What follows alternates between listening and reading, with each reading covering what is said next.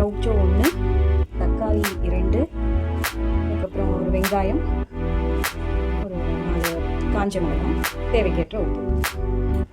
பார்க்கலாமா?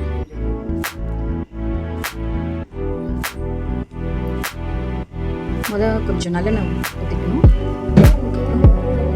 நல்லா எண்ணெய் காஞ்ச பிறகு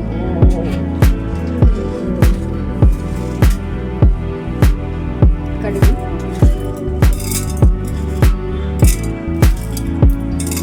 உளுத்தம்பருப்பு, கொஞ்சம் கடலைப்பருப்பு.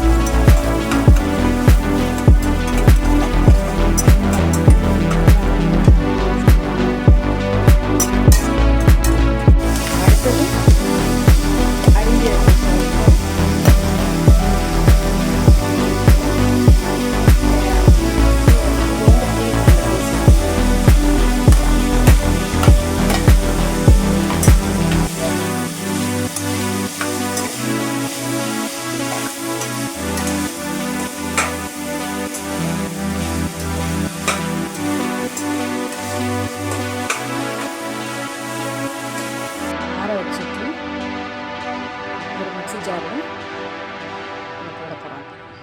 நாளைக்கு கொஞ்சோண்டு நல்லெண்ணெய் ஊற்றிக்கோங்க. மிக்ஸியில் அரைச்சி வச்ச சவுச்சோ சட்னி நம்ம தாளிக்கிறோம். தாளிப்புக்கு கடுகு,